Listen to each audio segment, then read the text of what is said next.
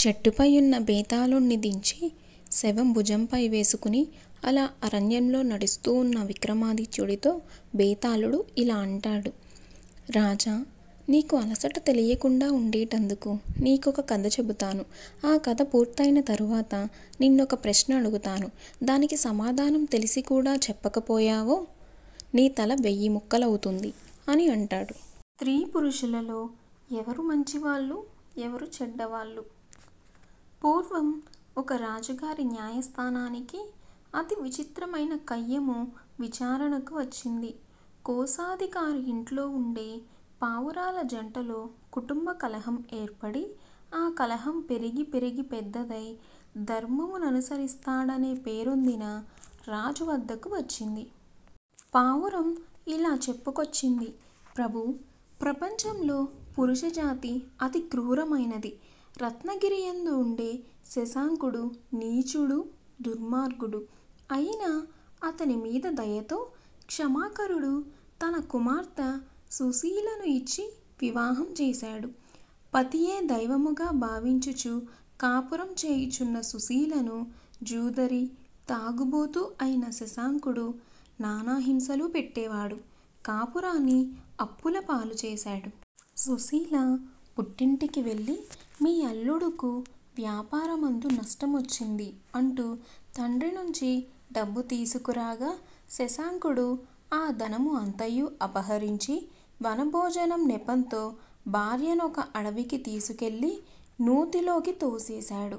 కానీ సుశీల ఎలాగో బతికి బయటపడి మళ్ళీ పుట్టింటికి చేరి మగని దుర్మార్గమును బయటపెట్టక ఏవో సాకులు చెప్పి మళ్ళీ తండ్రి నుంచి డబ్బు తీసుకుని వస్తుంటే శశాంకుడు ఆమెను తోవలోనే చంపివేసి ఆ డబ్బును పట్టుకుపోయి తాగుచూ జూదమాడాడు.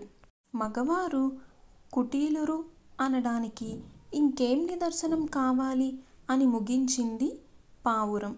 ఈసారి మగ పావురం చెప్పసాగింది. అమరావతి నగరముందుండే ఉత్తముని భార్య రూపవతికి క్షయవ్యాధి వచ్చింది. బంధువులు, మిత్రులు అందరూ ఆ వ్యాధి నయమయ్యేది కాదని, అనవసరంగా వైద్యం పేరిట ధనం వ్యర్థం చేయొద్దని బోధించినా సరే భార్యని ఎంతో ప్రేమించే ఉత్తముడు తన ధనమునే కాక రక్తమును కూడా భార్యకి ధారబోశాడు. దాంతో రూపవతి వ్యాధి నయమయి పరిపూర్ణ ఆరోగ్యం పొందింది. రక్తమును కోల్పోయిన ఉత్తముడు తగిన ఆహారం లేక నీరసించిపోయి ధనార్జన చేయలేక భార్యని నగలు అమ్మమన్నాడు. రూపవతి భర్త తన కోసం చేసిన త్యాగాన్నైనా తలుచుకోకుండా తన పుట్టింటికి పోయి గ్రామంలో ఉన్న యువకులతో వ్యభిచరించుచు జారినీ కాగా నిజం తెలిసిన ఆ యువకులు ఆమె ముక్కు చెవులు కోశారు.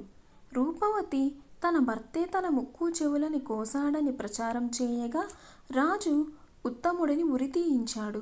భార్యని ఎంతో ప్రేమించిన ఆ భర్తకు లభించిన ఫలము ఇది. కనుక ప్రపంచంలో స్త్రీజాతి ఎంతమాత్రమూ మంచిది కాదు అని మగపావురం అంది. బేతాళుడు ఇలా అడిగాడు. విక్రమార్క, వారి మాటలు విన్నావు కదా. స్త్రీ పురుషులలో ఎవరు మంచివాళ్ళు, ఎవరు చెడ్డవాళ్ళు అని అడిగాడు. విక్రమార్కుడు సమాధానమిస్తూ స్త్రీలైనా పురుషులైనా మానవ జాతే. ఇద్దరికీ మానవ విలువలు సమానమే. ఆ విలువలను నిలబెట్టుకోలేకపోయిన వారు స్త్రీ అయినా పురుషుడు అయినా చెడ్డవారే. మంచి చెడులకి లింగభేదం ఉండదు అని అన్నాడు. అలా విక్రమార్కుడికి మౌనభంగం కలగగానే బేతాళుడు తిరిగి చెట్టెక్కాడు.